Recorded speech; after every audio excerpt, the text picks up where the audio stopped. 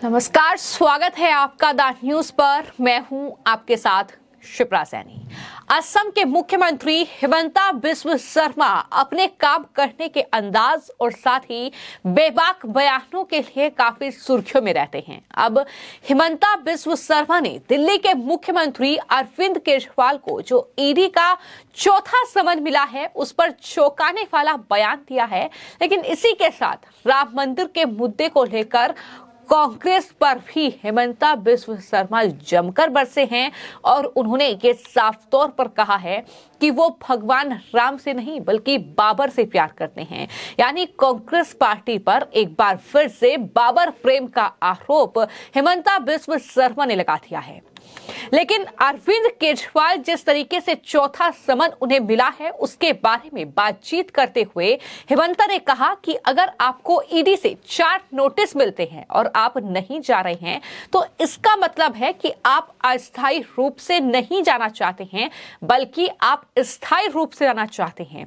तो इस तरीके से ये तंज कहें क्या हमला कहें अरविंद केजरीवाल पर हिमंता ने बोला है। लेकिन इसी के साथ साथ राम मंदिर का जो निमंत्रण है कांग्रेस ने स्वीकार नहीं किया है उसको लेकर भी कांग्रेस पार्टी पर जमकर बरसे हैं हिमंता। क्या कुछ उन्होंने कहा है सुनिए। तो फाइनली जाएगा कोई दिन जहां जाना है। जब आपको अगर ईडी का 4 नोटिस आते हैं और नोटिस को कंप्लाई नहीं करना है मतलब आपको टेम्पोररी कहीं जाना नहीं है, आपको जाना है तो परमानेंट ही जाना है। जहां जाना है वो परमानेंट ही जाएगा। देखिए, कांग्रेस को विश्व हिंदू परिषद ने एक बहुत बड़ा मौका दिया था अपना पाप कम करने के लिए। उन्होंने वो मौका नहीं लिया तो आप और कैसे मदद कर सकते हैं कांग्रेस को। आप अगर रामलाला का आपने अपोज किया, एक इकोसिस्टम खड़ा किया पूरा देश में कि राम मंदिर ना बने, फिर भी आपको मंदिर में बुलाया गया प्राण प्रतिष्ठा में, तो ये आपके लिए एक गोल्डन अपॉर्चुनिटी थे। आपने ये अपॉर्चुनिटी का इस्तेमाल नहीं किया। आपका मन नहीं है कि आपका पाप कम होना चाहिए। और उल्टा आपको याद होगा जवाहरलाल नेहरू से लेकर राहुल गांधी तक सब जाके अफगानिस्तान में बाबर टॉम का दर्शन करके भी आया है। तो उन लोग का बाबर से प्यार है, राम से कोई आस्था नहीं है। तो बुलाना ही गलत था, मैं मानता हूं। किस लिए आप उनको ही बुलाना चाहिए जिसका मन में प्रभु श्री राम का ऊपर आस्था है।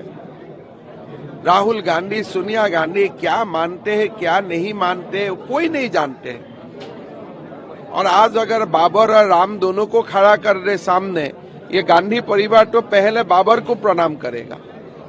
तो इसीलिए मेरा लगता है नहीं किया तो शांति हुआ है, वो रहने से अनुष्ठान खराब हो जाता था।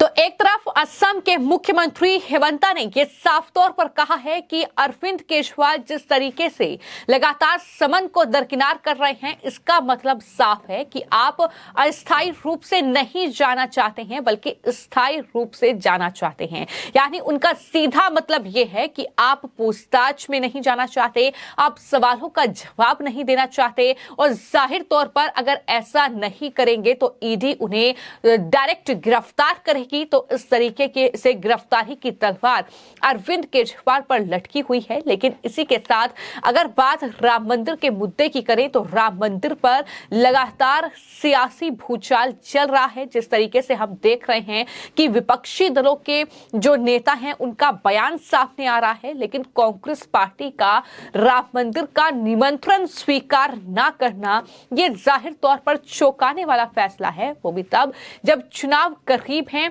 कांग्रेस को बड़ा नुकसान हो सकता है। लेकिन इन सब के बीच जो मुख्यमंत्री हिमंता बिस्वा शर्मा ने कहा है, उन्होंने कहा है कि वो बाबर से प्यार करते हैं ना कि भगवान राम से। ऐसे में उन्हें निमंत्रण देने का फैसला ही गलत था। यानी उनका साफ तौर पर यह कहना है कि कांग्रेस पार्टी के नेताओं को तो निमंत्रण ही नहीं देना चाहिए था। जिनकी भगवान राम में आस्था है उन्हें ही कार्यक्रम के लिए निमंत्रण दिया जाना चाहिए। भगवान राम और बाबर में गांधी गांधी परिवार पहले बाबर को ही प्रणाम करेगा, ये भी हिमंता बिस्व शर्मा ने कहा है।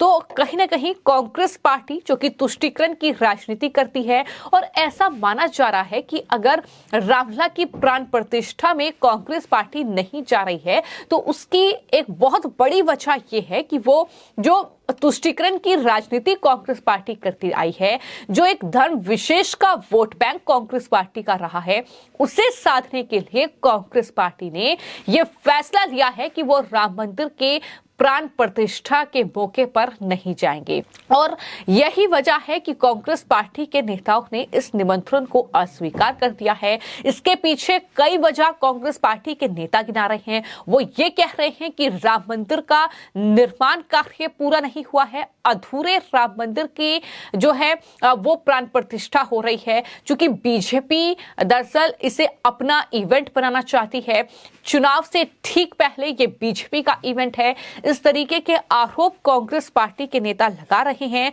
लेकिन अब असम के मुख्यमंत्री जो कि लगातार हिंदुत्व को लेकर और साथ ही सनातन धर्म को लेकर, इसके अलावा लगातार वो कांग्रेस पार्टी पर भी हमलावर नजर आए हैं, क्योंकि कांग्रेस पार्टी के वो लीडर रहे हैं। लेकिन अब असम के मुख्यमंत्री हैं, उन्होंने एक बार फिर से कांग्रेस पार्टी का जो मुगल प्रेम है, जो बाबर प्रेम है, उसको कहीं ना कहीं उजागर किया है और ये कहा है कि दरअसल वो पहले बाबर को ही प्रणाम करेंगे, राम मंदिर का निमंत्रण देना ही गलत था। ये तमाम बातें उनकी तरफ से कही गई हैं।